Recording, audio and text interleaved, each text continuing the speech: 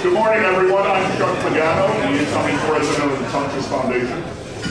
I would like to welcome each and every one of you to this year's event, the Economic Conference that we hold yearly. This annual event is our largest fundraiser.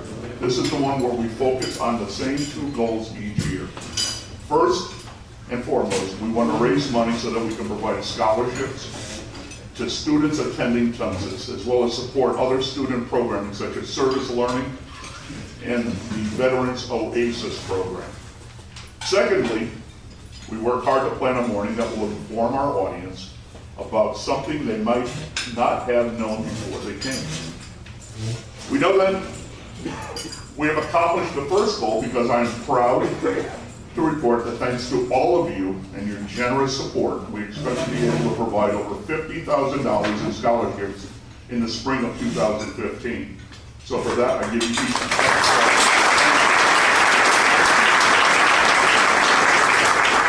In particular, I'd like to thank our platinum sponsors, our friends at Webster Bank, Pratt & Whitney, and Stanley Black & Decker. In addition to them, I want to extend a very thank you to all our sponsors, and they're listed in your program book, and you can, on the signage throughout it, and you can browse at your leisure. As I mentioned earlier, we're here today to benefit the students at Tunxis. However, nobody can explain that impact of your generosity that can have on those students who have benefited from your kindness. So I'd like to introduce a wonderful person, Herbert Brown IV, a Tunxis student with the determination to make the most of his life. Herbert started at Tunxis in 2011 and is majoring in business marketing. He plans on attending a four-year college when he graduates. Herbert's story depicts the struggles that many of our students face all too often. These are struggles that sometimes get in the way of learning, whether they be about health, family, or money, or a combination of all of them. These issues can be debilitating for many. However, with just a little help, success can be right around the corner. So please help me welcome Herbert Brown IV to the podium.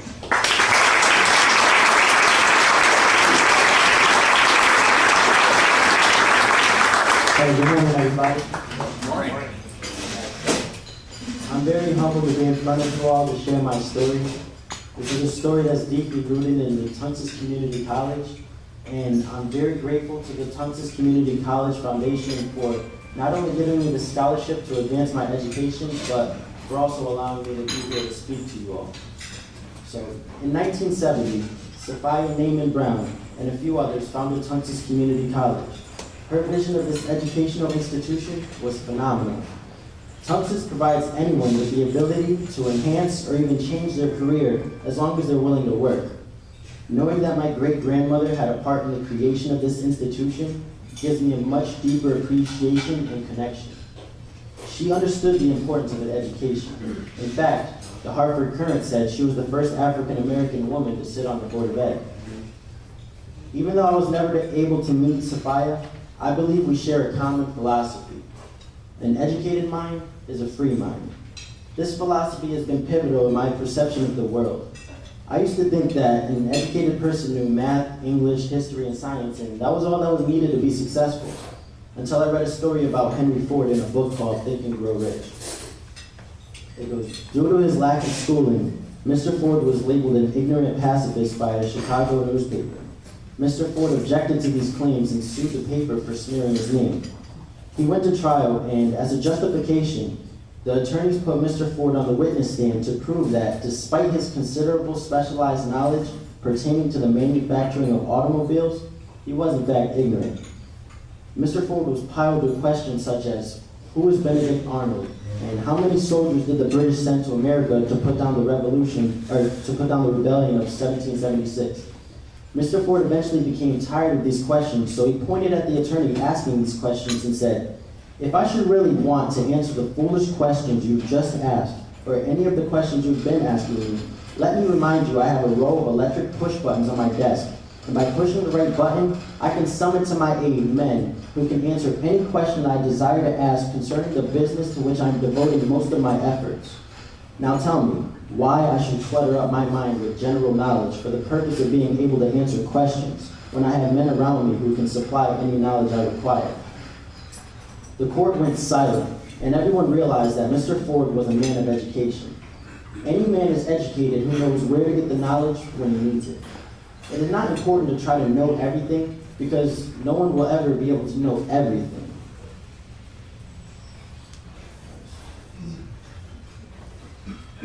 Alright, so specialized knowledge is why people go on to get higher degrees in education. Tunxis is a stepping stone for students to dive into a specialized career if they choose to. Unfortunately, life gets in the way, and some students, like me, acquire debts that hinder their progress. It's up to the person to decide if that's going to stop them. Nietzsche said, "A person who has a why can bear almost any how." That's what I have. My why is the reason I wake up every day, ready to work harder than I did the day before. My why is what drives me to living a better life. Most people claim to have a why, but stop working when they get tired. That's because they become comfortable and begin to accept what life is given. The reason I work so hard is because I am tired. I'm tired of seeing my mom work 60 hours a week and still struggle paying her bills. I'm tired of my dad worrying about the cost of his heart medicine. And I'm tired of money being an obstacle between where I am and where I want to be. And I understand that in order to change my outcome, I must change my thoughts. It's all about my mindset. And thanks to a few mentors I met along the way, I was able to develop a philosophy that drives me to want to succeed. Everyone, no matter what age, social class, race, or religion, has their own personal mountains that they must either conquer or be defeated. The key to climbing the mountain is to develop resolve. Resolve says, "I will." And those are two of the most powerful words in the English language. Benjamin Disraeli, the great British statesman, once said, "Nothing can resist a human will that will even stake its existence on the extent of its purpose."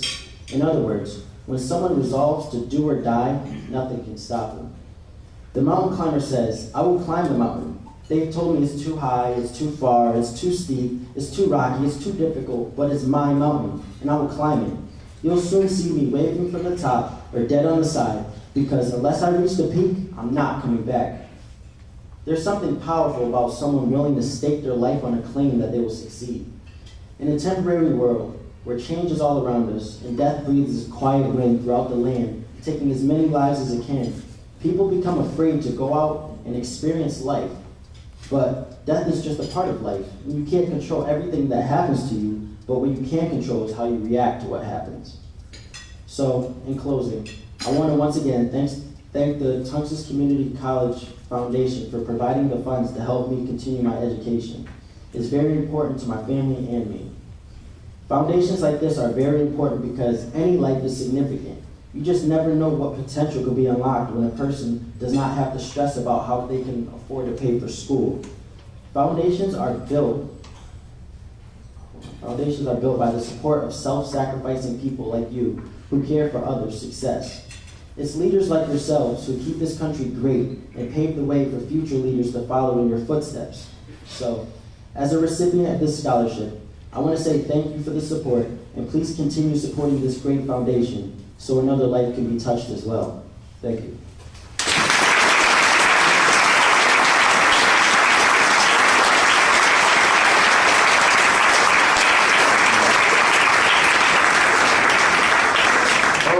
Thank you very much for those inspirational words. You did a good job. And you're also the reason why we are all here today and why the foundation will continue to seek funds to support students like you. Just FYI, while you're hiking up that mountain, if you see a chairlift, take it every now and then. Your confidence and ability to speak in front of this room today shows that you can be a success no matter what path you choose. So thank you very much again for sharing this with us, Herbert, and for taking the time to share your story and continued success on your path. We're going to shift gears now and move to our featured speaker for this year's economic conference. We are thrilled to have Jim Smith, Chairman and CEO of Webster Bank, with us this morning. Mr. Smith has a long history with Webster Bank before their ranks in 1975. He was appointed their CEO in 1987 and Chairman in 1995. Webster Bank, which is headquartered in my hometown of Waterbury, has flourished under Mr. Smith's leadership with over $17 billion in assets and over 180 branches. Jim is a co-chairman of the American Bankers Council and serves as chairman of the Financial Services Roundtable corporate social responsibility team after completing a 3-year team on the FSR board. He is also actively involved in the Mid-Sized Banks Coalition of America. He serves on the board of St. Mary's Health System in Waterbury, and I personally know Jim from our service to the Palace Theater. I was on a board of directors for a couple of years, and he was there, and he was a guiding light for me when I was getting used to it down there. And he's also a fellow Waterbury. So, again, Mr. Smith is going to share his insights on what Connecticut can do to begin growing again. With a gubernatorial election right around the corner, our state is facing many challenges, and Jim's expertise and longstanding history in the banking system will surely add to the timely discussion about improving our economy and our state. So please help me welcome Jim to the podium.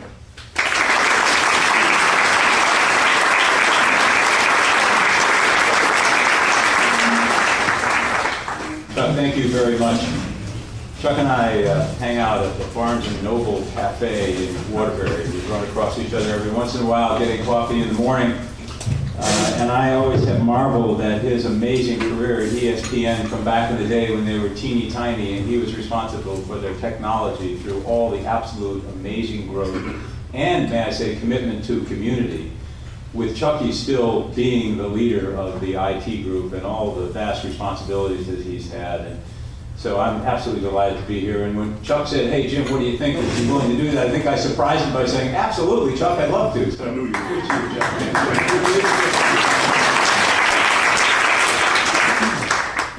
And I must say, Herbert, your remarks were fantastic. I know you've got quite a storied family history, and your involvement in the college is really remarkable, service to the community. I got so much from listening to your remarks. But one thing, when you were talking about pressing those buttons, I kind of like that part. And I'm quite fortunate. I don't have a lot of buttons, but I do have email and voicemail, and I have lots and lots of people to turn to, which is really why Webster has been so successful. One of whom, Bob Gunther, who has responsibility for communications, has been very, very helpful to me in preparing this morning, and I see our Webster team is very well represented here as well, the commercial bank and the private bank, and we really appreciate your being here as well. Amy Miller serves on the board of the foundation, and I hear great things about what's happening there. But just going back a minute to what Herbert had to say, you know, the idea of if you want to change the outcome, you have to change your thoughts could really be thematic for what we need to do in the state of Connecticut. And to hear a young man talk in such inspiring terms about climbing the mountain and developing resolve and having a do or die attitude that he will reach the peak, I think we need more of that attitude as well. I think too many people have forgotten what that journey is about and how important it is to make it. And in terms of us having the resolve to do what we need to do, to be actively involved, to be engaged in this whole process of changing the way that we tax and spend and invest money in this state, you know, specific to today's conversation, I think is a great message for all of us. So thank you very much for that. I also want to acknowledge Dr. Catherine Addy, who of course is the president of Tunxis, and acknowledge the great progress that Tunxis has made. I know the enrollment is up. There are so many things that are going well here, and I think the opportunity for Tunxis and for the community college system is absolutely extraordinary as we try to make sure that our workforce development is commensurate with the needs in the business community so that we can move forward together. So Doctor, congratulations to you.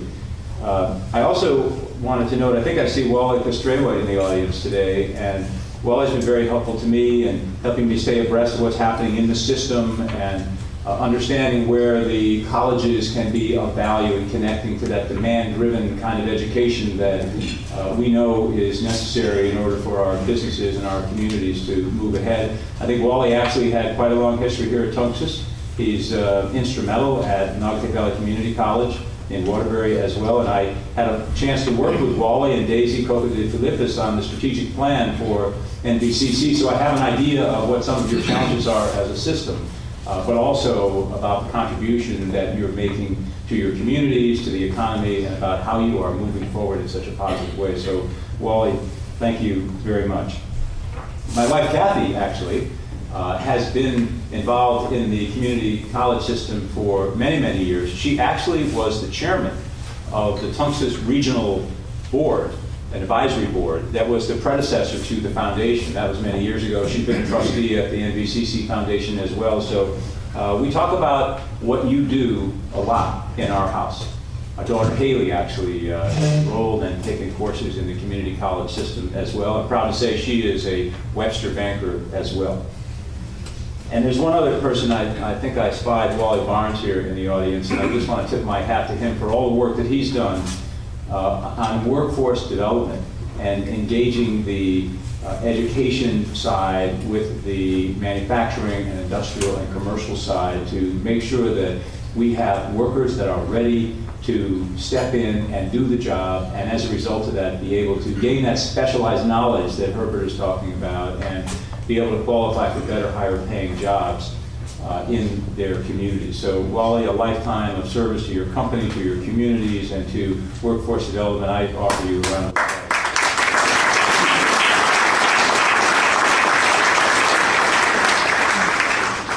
One of the things that's great about Tunxis and the community colleges in general is that you get educated here, you work here, you stay here. I think the stat is north of 95% of those who go through this system that live their careers out in Connecticut. So the reliability and stability of the workforce is right there. You're a great asset. And if you look at the return on investment for education, I think that recent study showed that for every dollar that's invested in an education, that $10 of earnings power come out of that. So that a student who would be putting in about $20,000 for an education in the community college system over several years would expect to get a lifetime return in additional incremental earnings of over $200,000. And you know what's happening today is it's costing more to get that education, in part because the state is less able to invest in it themselves for some of the reasons that we're going to talk about here this morning. And so the funds that you've raised as a foundation to support the scholarship programs for Herbert and others that I've met here this morning is absolutely essential. And so I thank you on their behalf and as a community member for your generosity. I'll give you a little bit of background on Webster if I could, which may explain a little bit of why I'm here today and so interested in this topic on Connecticut's fiscal soundness.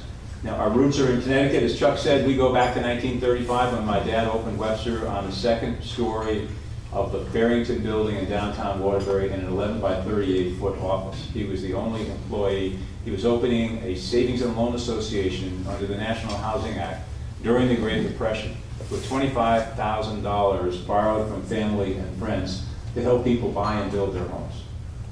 And you know, over what's now 79 years come day after tomorrow, we have been true to that mission. It has evolved. You know, now we are a commercial bank. We're a publicly traded company. We have over $20 billion in assets, but we still help people achieve their financial goals. Our vision is expanded because we believe that we can serve a broader market and do it effectively and be a strong regional bank.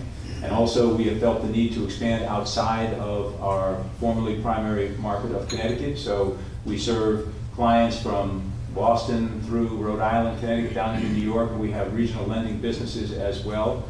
But of course, the vision should expand if you do well, if you serve your communities well. And what's important about the company, I think, overall, is that the values have endured. So what I call the unshakable core, which binds us together and sets us apart in a positive way, are the values that guide us and drive us. I think of Webster as a community-focused, values-oriented organization whose 3,000 bankers believe that they make a difference in the lives of the people and the communities that they serve every day. And that ultimately is our competitive advantage. And I think that's something that we have in common because Tunxis is about its community. And it's about making sure that people have opportunity in the community and connecting businesses with scholars who can work there and make a living from it. 1 out of every 5 new hires at Webster is either a community college grad or is currently enrolled. And so we appreciate that flow of people that is coming through that are bright-eyed and interested and want to learn and want to contribute to their community. And without you, we wouldn't have that. So as we go through our conversation today, just think about so many ways in which the community college movement is having an impact, whether we're talking about Pratt & Whitney or service to United Way or understanding what's important to the community and being part of the fabric of the community. I think it's something that you and that Webster have in common. I remember during the Great Recession, speaking of being worthy of your heritage, that we stopped foreclosing on anybody back in 2008 because we knew there was a problem out there. And we did not have a single adversarial foreclosure throughout the entire Great Recession. We kept thousands of people in their homes because we were willing to work with them so they could continue to have their dream. And as a result of that, we ended up having a great, like a reputational effect that helped us in our own desire to grow. That's what I'm talking about in terms of being there for your community every single day. Our relationship with our businesses is the same. And that is that cycle of confidence among us, our clients, and our community that has enabled us to grow. And it's ultimately what matters the most. My father used to say over and over, and I know it sounds simplistic, but he said, you take care of your customers, and everything else will take care of itself. And even in today's world of enhanced regulations and everything is a problem, and it's so complex and complicated, what really matters most is being there for our customers. And I think just as you are for your students, we try to be for our community as well. So let's talk about how we're going to get Connecticut growing more quickly. And it's a vast subject. And I know there's 1,000 ideas about it, and I have a few, and actually many of mine are taken from other people that are much more, let's say, erudite on this subject than I would be. And I have to make a couple of disclaimers. I'm not an economist. I'm not a politician. I'm not even really a policy wonk, though policy is of interest to me. I'm a banker who takes seriously my responsibility to advocate for policies that are going to contribute to the well-being of our communities and our state, and that will enable economic growth and lead to a higher quality of life. Webster and banking organizations in general are part of the infrastructure. We provide billions of dollars of financing every year, along with financial solutions and guidance to our clients. And we want to make sure that the environment in which they live and work is a positive one. And we want to be able to grow with them because ultimately we are a reflection of the well-being of our communities. And that's why I think that it's important that bankers be a positive catalyst for economic change. And we've taken that responsibility very seriously. And when we can, we talk to people about what we think we can do collectively to improve Connecticut's life. Because it feels like we've kind of been beating our head against that brick wall, hoping that the outcome will change, right? Rather than saying, no, I have to change my attitude, I have to change the way that I think about this. So Webster volunteered to sponsor a series of forums this year on fiscal sustainability. And we've gone around the state working with the Metro Hartford Alliance, with the Connecticut Mirror, with Spencer Kane. Ben Barnes has actually accompanied us to every one of these sites that we've gone around to talk about the structural problem that we have. This isn't turn a switch and everything's going to be okay. It took us a long time to get into this mess, and it's a mess, and it's going to take us a long time to get out. But if we can see the road forward, if we can define, if we can show the way out, then people will give us credit, and they will anticipate the improvement, and that will strengthen confidence and attitude, and also our ability to borrow and to maintain good credit ratings. So because so many of us that are involved in that process believe that the problem with the fiscal challenges we have is solvable, though we're very close to the tipping point. I think that what we've been doing has been gathering momentum. And then there are other organizations, CBIA, Connecticut Institute for the 21st Century, that also have been involved and have had a lot of good ideas. So our problems are not unique, obviously, but I think they're probably more acute than we see in other states, in part because of the demographic challenges that we have in New England. There's a blue ribbon panel that was funded by the Rockefeller Foundation that was headed by former Fed Chair Paul Volcker and Richard Ravitch. And they studied 6 large states' fiscal challenges. And what they found is that they're a lot like ours. They have rapid Medicaid growth. Can you imagine 25% of our budget is going for Medicaid? How can we help people not to have to need Medicaid? How can we manage Medicaid more efficiently than we do today? Those are questions that are on the table, and if solved, are worth billions of dollars to Connecticut alone, to the taxpayers. What about the impact of federal deficit reduction? Because the Fed had to step back in 08 and 09 and made it a lot harder for the states to be able to come on. How should that be managed over a longer term horizon so that it's not punitive to the states and local governments? Underfunded retirement promises, I'm going to talk about that in a minute, but our situation may be as bad as, if not worse than any other state in the country, and we need to be able to address it. Volatile revenue streams, highly dependent on capital gains, which is, if you're depending on capital gains, it definitely is not a solution because markets go up and down and you introduce a lot of volatility into the revenue stream for the state, and that's not a positive. It's not good for confidence, and we have to figure out a way around that. The fiscal stress on the local governments, because if the state makes a decision not to do something, it will affect people at the lower level, and in the end, it may just be creating more stress. And then, and I think this is very important, inadequate budget laws and practices. You know, we have a constitutional spending cap, thank goodness that we do, yet it needs to be strengthened so that we can be even more confident that we'll have some control over the ability of the legislature to spend however they choose. So, you know, having said that and identified there's a lot of problems in a lot of states around the country, ours is more acute. It means we have to exercise more fiscal discipline, not less, or we will drive into that ditch. But I'm very bullish, actually, on Connecticut's potential. I believe that economic growth can accelerate from here, which should help us to be able to address our problems if we have the courage to do so.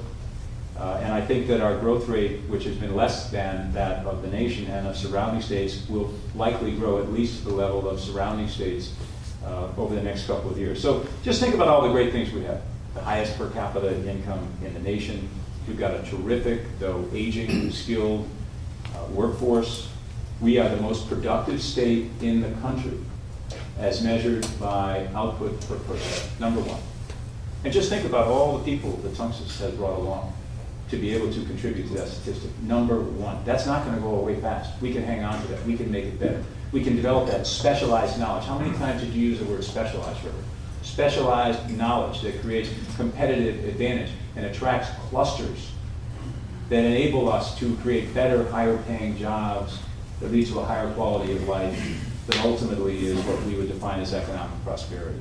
We're not that far away from it if we could just face the future together and make some very difficult decisions. We've got great schools, even though we have a disturbing gap between low income and high income areas that must be addressed. We've got an extraordinarily high rate of volunteerism in Connecticut. I think that says a lot about the mentality of the people that live here and is a positive. The quality of life we know is outstanding, and recently we were voted as having the best pizza in America. At least this side of Naples, Italy, right? So we look at national unemployment is going down. The state unemployment is actually under 6% for the first time in 6 or 7 years. State unemployment is down to 6.6%. And while the rates aren't out for us for the last month or so, we've had 7 consecutive months where the private sector added jobs, and no doubt the next report will show a continuation of that. If you look at the CBA Blum-Shapiro Index, 35% of businesses in Connecticut say they'll grow over the next year, and only 11% say that they will be shrinking.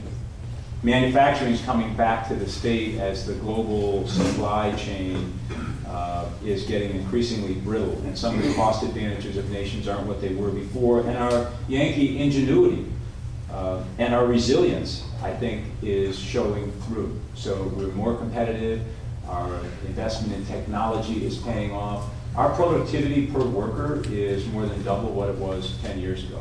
It's absolutely extraordinary. Those are advantages that we can deploy to our benefit. 85% of Connecticut manufacturers said they expected to add jobs by the end of 2015. That's an astounding increase from the number 2 years ago, which was 30%.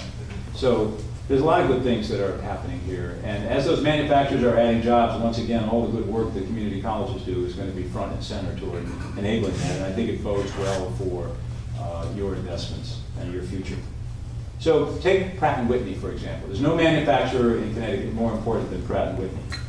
Along with life sciences and precision manufacturing, alternative energy, aerospace and aerospace suppliers are a linchpin in the economic backbone of this state. So you take Pratt's new Pure Power turbofan engine, it's 15% more efficient than what's on the market today. Airlines want it, Everyone's lining up for that technological improvement. There are 6,000 engines that are on back order today. And this has really important implications because Pratt outsources 80% of the component manufacturing, which means they're going to put $10 billion a year or more into that supply chain. And it's going to create an unprecedented ramp up in opportunity. If you look at Pratt's parent, UTC, Connecticut's largest employer, with also a very high-paid workforce of skilled people, right? It's not about jobs, it's about good jobs. That really is what Connecticut is about. Connecticut is about good jobs. You look at our unemployment rate and then you say, but the jobs that are out there are generally very good jobs. We don't want to lose that. We don't want to sink into that cul-de-sac of economic irrelevance because we didn't do what we needed to do to make a difference. So one thing I would say is that the fact that UTC has indicated it will continue its presence here is really, really positive. And broadly speaking, I would say I, for one, support the use of the tax credits to keep UTC as a stable force in Connecticut, as the backbone, basically, of our economy. Now, I don't know, should it be 400 or 300 or 200, or what should we have gotten for this or that? You know, we weren't in the room. But broadly speaking, I think we can say that being able to have the stability of our largest, most technologically advanced employer that accounts for such a big portion of the state's economy is a positive. You've got other things that are happening that have major state investment. Again, I'm not sure that I want to comment on the investment itself, but I do want to note that Jackson Labs is here. They opened up their Farmington location a couple of days ago. I'm sure some of you were at the grand opening celebration. And they're going to create additional jobs. They're going to strengthen the bioscience cluster. They're going to attract other companies into that market, specialized knowledge, competitive advantage, better, higher paying jobs. So I think that, at least looking forward in terms of will Jackson Labs have a positive effect on the economy going forward, the answer is clearly yes. So there's a lot of positive things that are going on, and yet there's a lot of things that are holding us back. We're like a state of contradictions. We're the richest state in the country, and we have perhaps the worst economy right now in terms of how you measure economic growth in the state. We have the four of the richest counties in the country, and we have 4 of the 10 poorest urban areas in the country. I'm talking about on a list of 15 or 12 or something, 4 and 4. Absolutely remarkable. We've got the yawning student achievement gap between low-income and high-income districts that absolutely must be addressed through some things that are out there now, but more that need to be developed in terms of accountability and choice. Poverty has intensified in our cities as more of the poor are being attracted to the urban areas. We're up 21% since 2000, which mirrors, again, the country, but the ratio is much worse. We hear about a lot of state rankings. Our unfunded liabilities are #1 in the nation. We absolutely must deal with that. That's on a per capita basis. #2 as a multiple of the annual rate of our budget. Our budget's $22 billion. The unfunded liability is $65 billion. That's a real drag.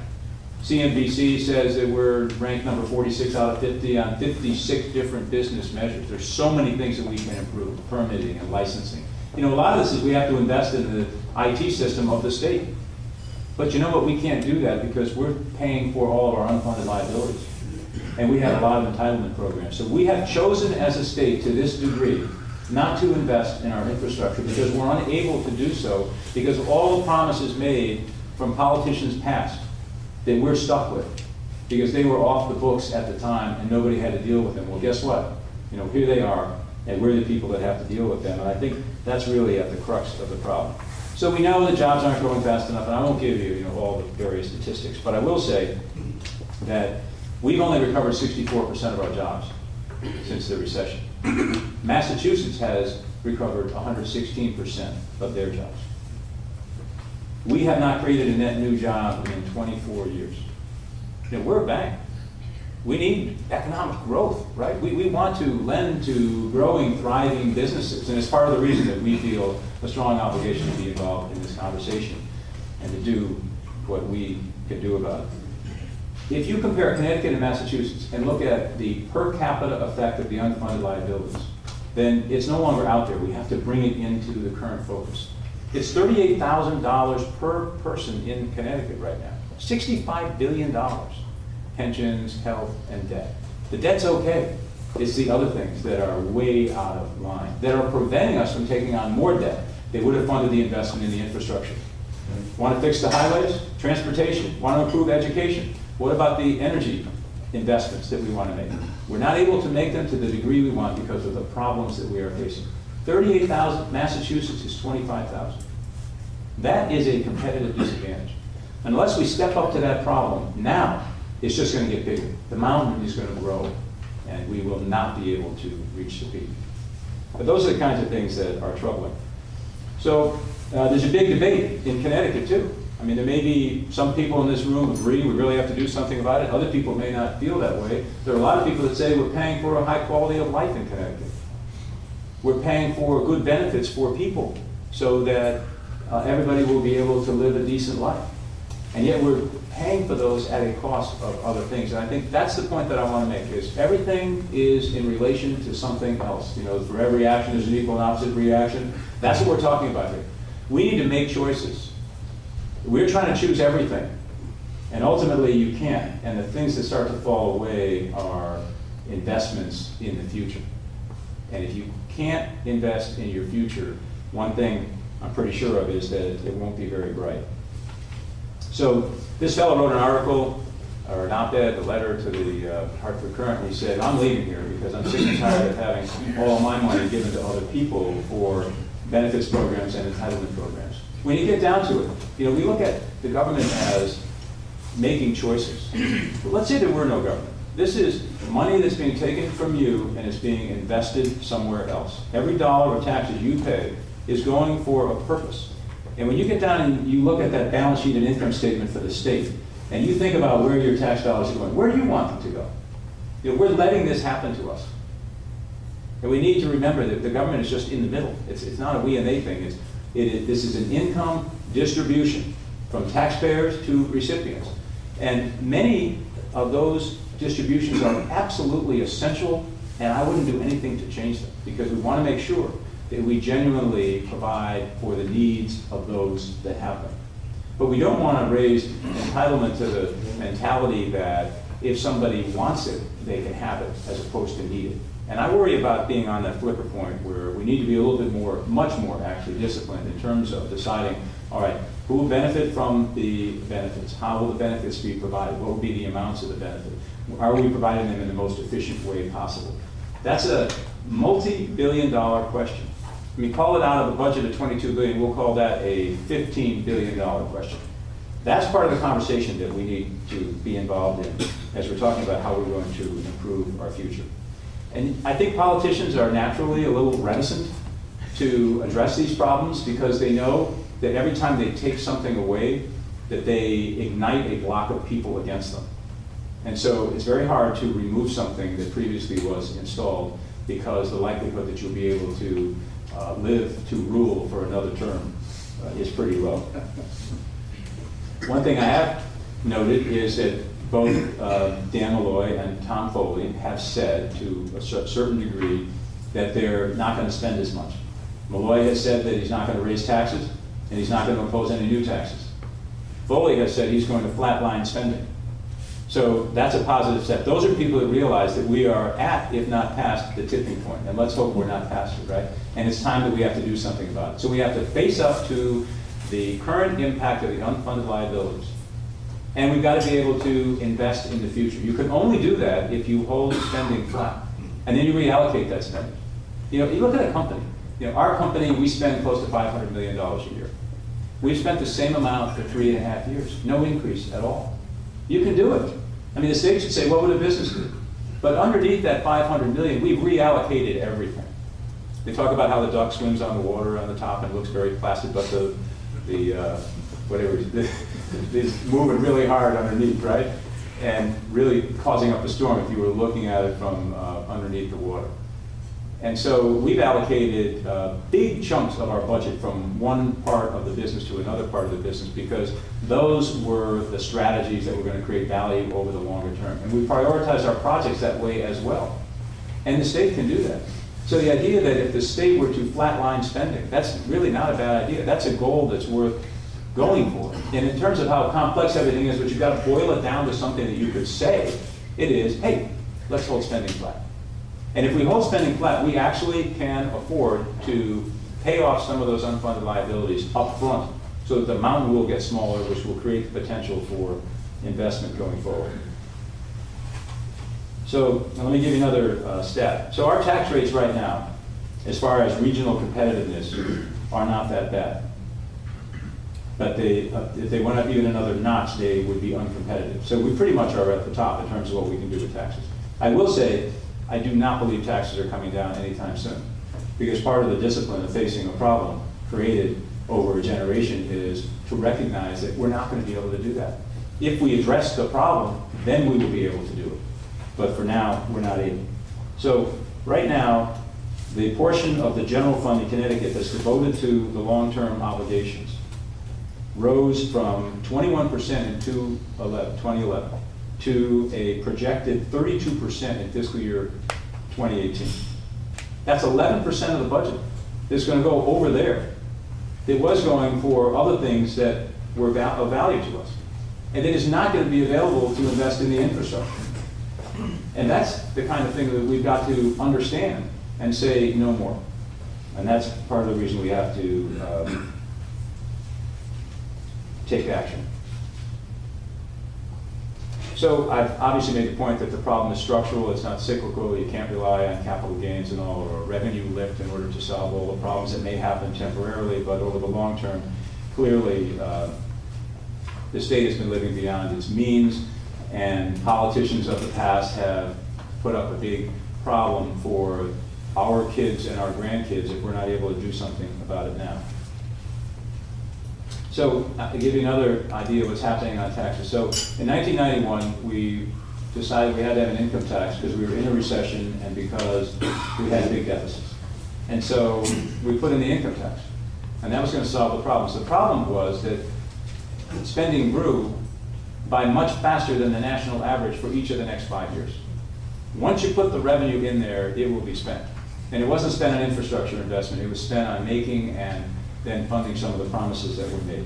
If we had kept the rate of increase in spending at the national average, our budget today would be $1.5 billion lower.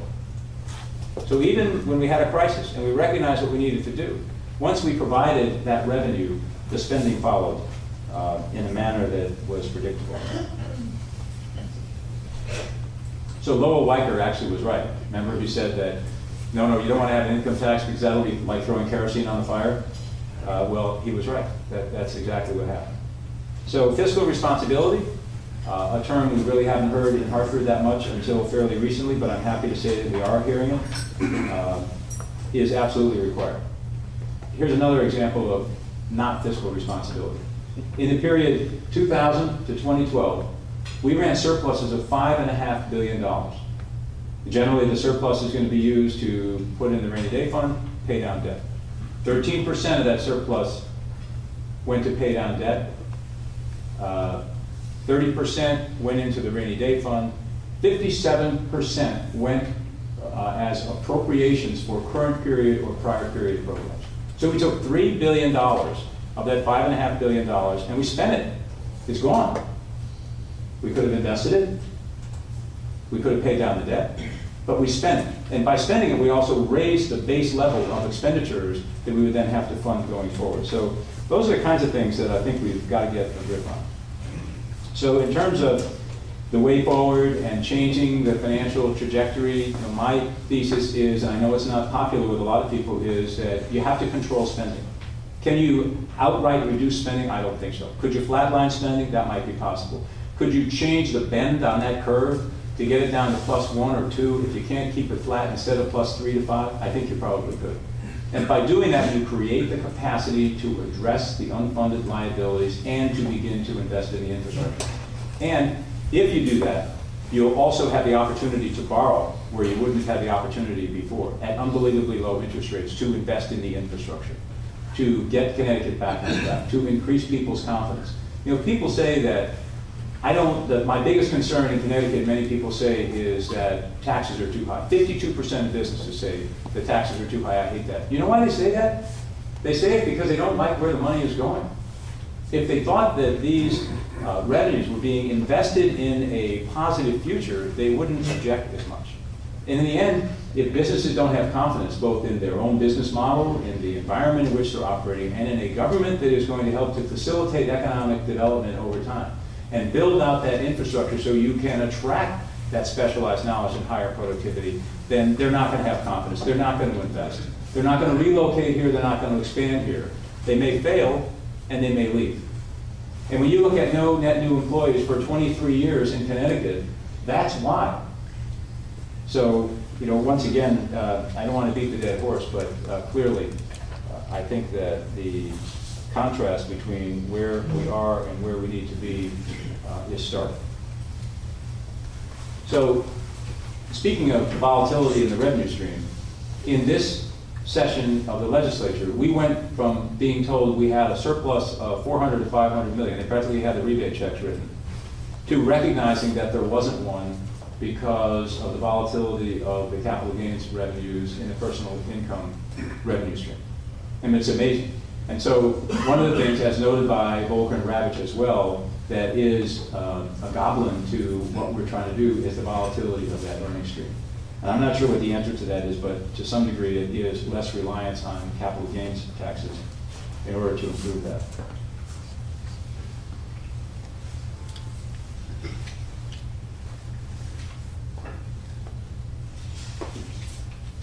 So I mentioned there's some roadmaps out there. We've got CBIA has ideas of what to do. The Institute for the 21st Century has some ideas as well.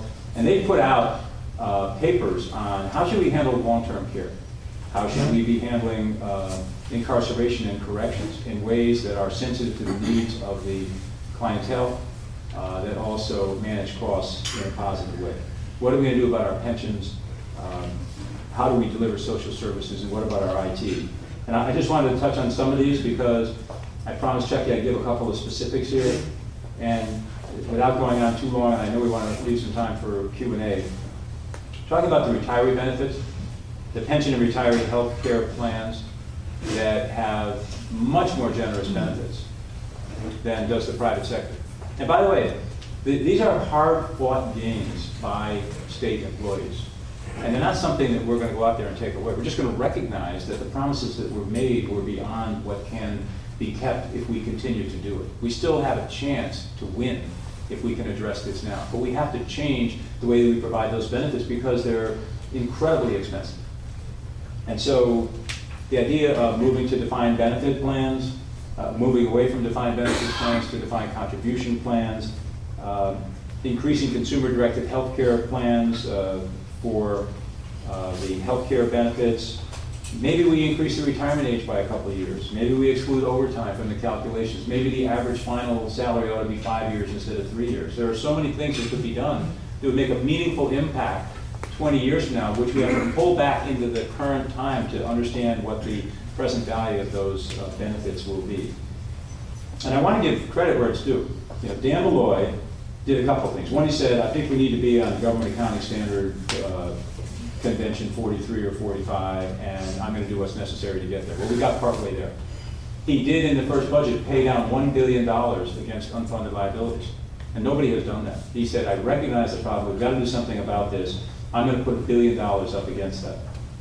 He also changed the calculation of retirement benefits for state employees such that anybody hired beginning 2011 or beyond, that the cost of the annual benefits to support them, which was 14% of annual salary for what's called Tier 1 long-term state employees. For Tier 3 employees, Malloy put in a plan where it will only cost 4%. That is a concrete fundamental shift in the way that retirement benefits are going to be calculated and paid that is a positive. And when you take the $1 billion pay down, the 3 or 4% instead of 13 or 14% annual cost, and the performance of the trust fund, that had the effect of dropping the unfunded liability, looking long term, a lot of assumptions, pulled back to the present, by almost $13 billion. If every 2 years we put $1 billion or $2 billion against the unfunded liabilities, we can start to whittle them down. And then people can see the end of the mountain. And they can start to see where the investment kicks in and is a positive. And I honestly believe that that can be done, and the precedent has been set. If we look at Medicaid, In 2018, remarkably, 1 out of every 4 people in Connecticut will be on Medicaid. And the population will skew older, and the cost of Medicaid will be $6 or $7 billion out of the budget, and it will probably be about $25 billion overall. And one thing we could do is learn from what's happening nationally. That, again, the problem is more acute here, but it's a national problem. So in 2008, states spent 20% of their budgets on Medicaid and 22% on K-12 education. And you could apply the same ratios here in terms of what the shift in the weighting was. Last year, that 20% on Medicaid was 25%, and that 22% on education was only 20%. That is a 7-point swing in terms of what's spent on the entitlement program versus what's spent on the education program. So we obviously have a lot of work to do there. You're looking at the demographics, and we know that between 2010 and 25, the population between the age of 18 and 65 in Connecticut is expected to grow 3%. We need to change that curve too, but that's the current projection. But the population over 65 will grow by 40%. And that's where the long-term benefits come in, the Medicaid and the like. 57% today of long-term Medicaid population receives home-based or congregate living care. If we could push that number to 75%, that'd be worth $1 billion in a budget sometime after 2020. We could do that. We could do that now. We could make those plans. That would be a positive. That's how we bend the curve. There's also managed care for our Medicaid population where we're way behind the rest of the country. And I really hope that there are plans to implement this.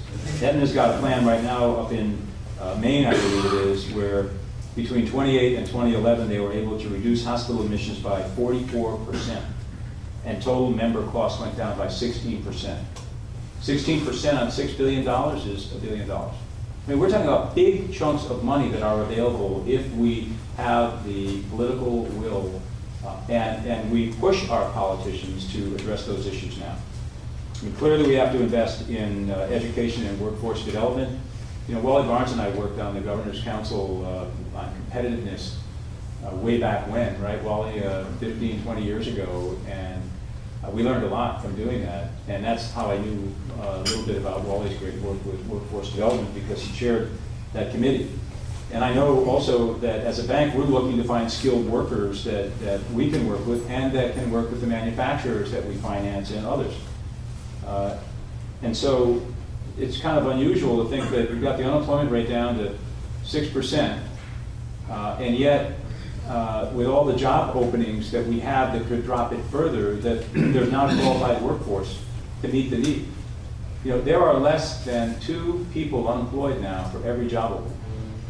That's the lowest that number has been in 13 years. If you go to Electric Boat in Connecticut, they've got 400 openings for engineers they can't fill.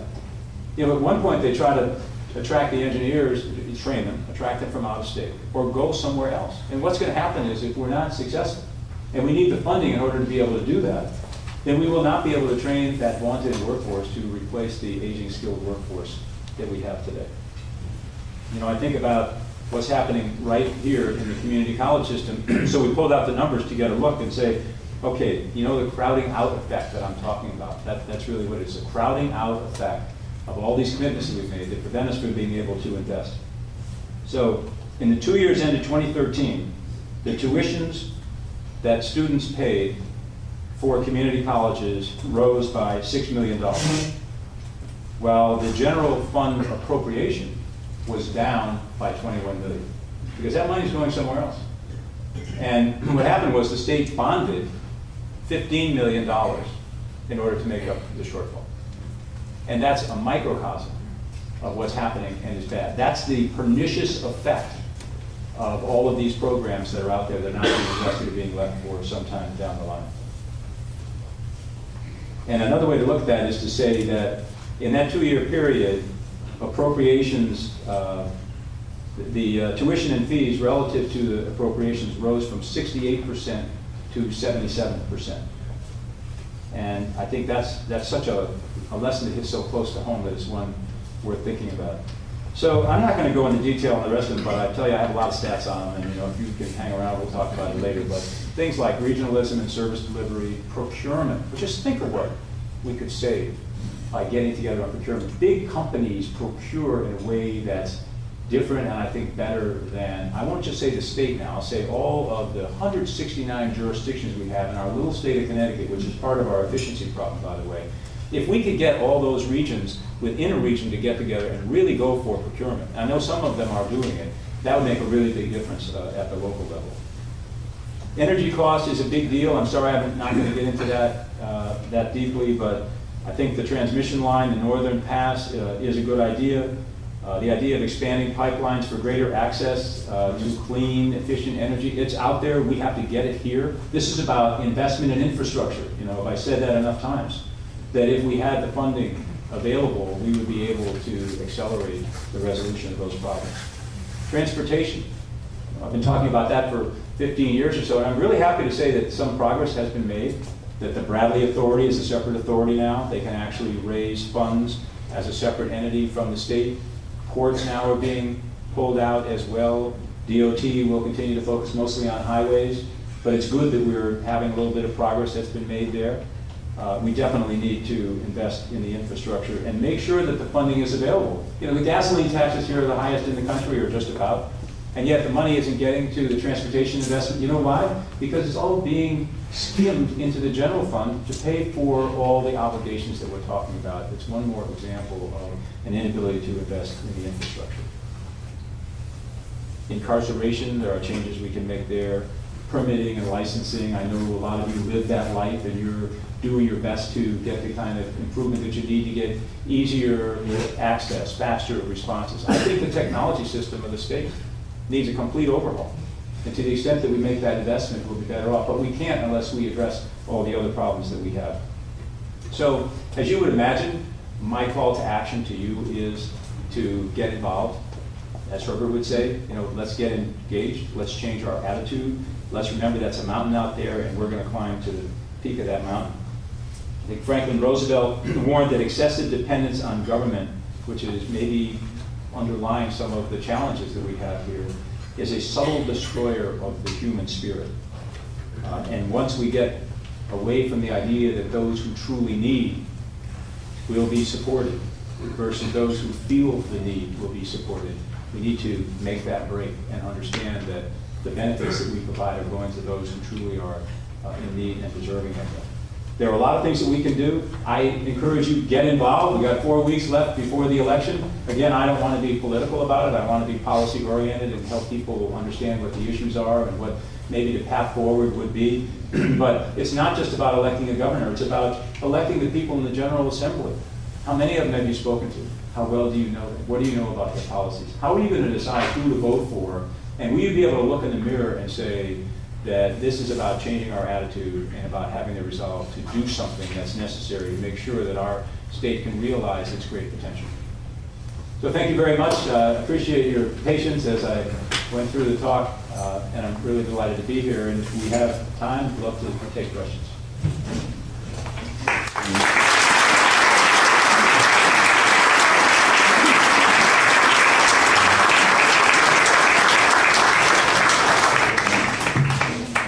Started off with any questions for Jim before we wrap up?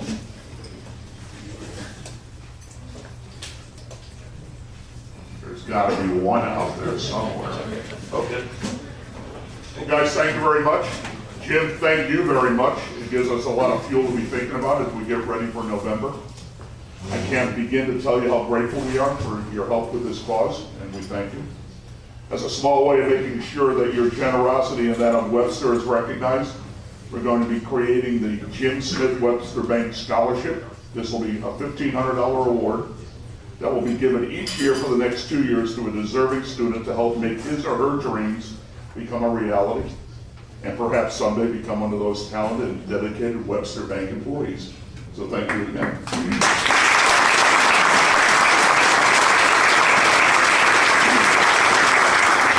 From the board, we'd also like to thank you with a little token of our esteem for a meal out on us. Thank you, Chuck. Thank you, sir. Thank you to the board. Thank you all. It is. It's been a little Italian eatery that we've been known to frequent together. I would would like, before we end, I have a colleague, Ms. Helen Sneed. She will be the next president after I step down in 2 years. But she created the Helen and Gregory Sneed Scholarship. And I just wanted her to say a couple of words because she has been so visionary on that approach that makes you think a second. Thank you. Helen?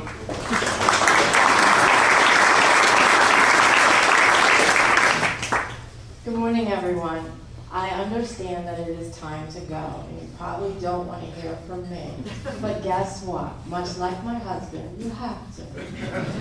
So, I really do want to thank all of you for coming. I really do appreciate it. However, there are a couple of things that I feel you need to know because emotionally, this whole participation with the Scholarship Foundation is extremely meaningful to me. And Herbert James Brown IV and I didn't meet until today, but I actually grew up with the support of his great-grandparents. We belonged to the same small church in Plainville, Connecticut, and I grew up in a foster home. And there was this couple, and they're an African-American couple that lived on Redstone Hill Road in the 1970s, and that just did not happen. And so here I was, this foster child, looking at this wonderful couple in church and learned that they gave out a scholarship. Wow, rich black people? Wow, I don't even have parents. Wow, this is amazing. So I grew up with a lot of love and support from that family. I truly did. The church, the town, the people in the town. And as life would have it, I ended up graduating from Tunxis. And so did my husband. And I went on to graduate from Central. And my husband is the chief of police at Central. So when you talk about investing in the future, I am going to ask you to take a moment to think before you leave today to come see me. If you come see me to give me your business card, if you come see me to introduce yourself to me, if you come see me to congratulate me, if you come see me because you would like to give something, I'm sure Webster Bank would be willing to take out $100 a month out of your checking account. Something tells me that that is doable these days. I'm not sure. And I tell you what, you can do $100 a month, and I'll give you a pass on the months of November and December for Thanksgiving and Christmas for your own family. And then you've created a $1,000 scholarship to invest in the future. So if nothing else, please stop to see me, to introduce yourselves to me, because the Brown family invested in my future, and I'm asking you, along with Herbert, to invest in someone else's future. Thank you.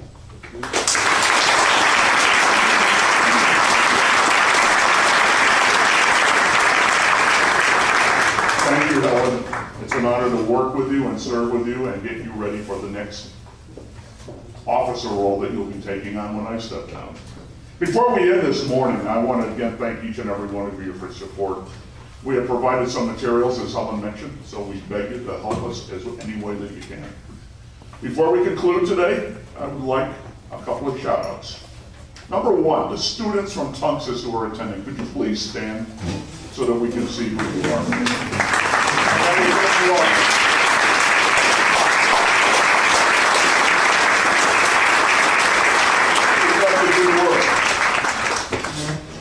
I'd also like to acknowledge the foundation staff, Jennifer DiStefani and Monica Rusano, and the volunteer Ruth DeLeo. Can you guys please say hi?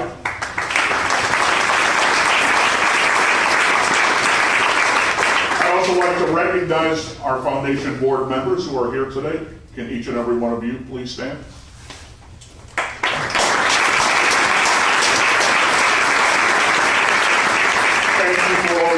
Because without you, this wouldn't be happening. So now, this concludes our day. So again, thank you, Jim Smith. It was a great morning, and I thank you for making time. And I thank each and every one of you for making time, and hope to see you again next year. Thanks, and have a great day.